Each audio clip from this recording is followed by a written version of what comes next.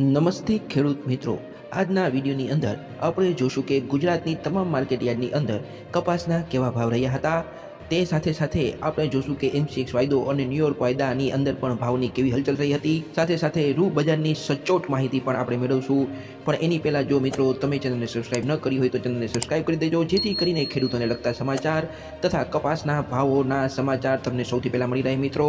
તો મિત્રો ચાલો શરૂ કરીએ આજનો આ વિડીયો. હવે જો મિત્રો આપણે આજે કપાસની વાત કરીએ તો ગુજરાતમાં કપાસની 1.5 લાખ મણની આવક શનિવારે થઈ હતી. સાથે સાથે શનિવારે ગાંસડીની અંદર 200 રૂપિયા નરમ પડ્યા હતા અને ભાવ 60,800થી 61,200 પ્રતિ ગાંસડી બોલાયા હતા મિત્રો. હવે જો કપાસિયાની વાત કરીએ તો કપાસિયાના ભાવ હાલ ક્વોલિટી વાઇઝ 540થી 585 અને ખોડના ભાવ 1265થી લઈને 1465 સુધીના રહ્યા છે મિત્રો. સાથે સાથે જો મિત્રો હવે આપણે MCX કોટન વાયદાની વાત કરીએ તો MCX કોટન વાયદો શુક્રવારે 61,400એ બંધ થયો હતો, જેનો પ્રીવિયસ ક્લોઝ 61,480 હતો, એટલે કે તેમાં 80 રૂપિયાની ગિરાવટ જોવા મળી હતી મિત્રો.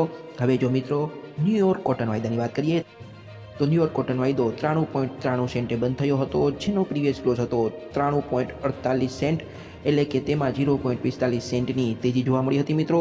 વધુમાં જણાવું તો હાલ મોટી કાપડની એસોસિએશન દ્વારા કંપનીઓને રૂની ખરીદી અટકાવવાની સલાહ આપવામાં આવી રહી છે, જેથી કરીને રૂના ભાવો દબાવી શકાય અને આની અસર કપાસના ભાવો પર પણ પડી શકે છે મિત્રો. હવે મિત્રો કપાસમાં આગામી દિવસોમાં કેવા ભાવ રહી શકે તેની વાત કરીએ તો કપાસની માંગમાં હજુ સુધી ઘટાડાના કોઈ એંધાણ નથી.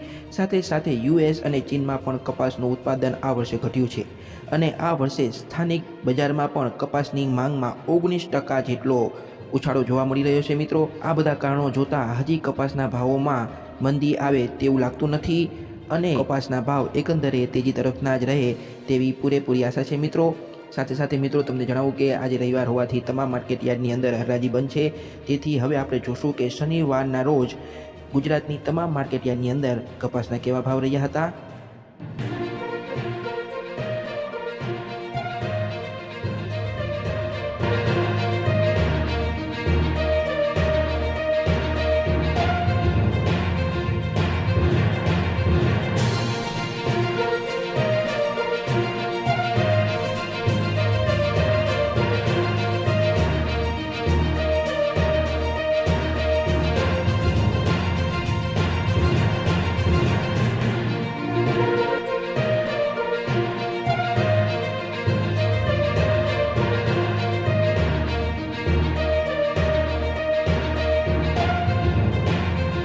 તો મિત્રો ચેનલને સબસ્ક્રાઇબ કરવાનું ભૂલતા નહીં. આપણે મળશું આવતા વિડીયોમાં. જય જવાન જય કિસાન.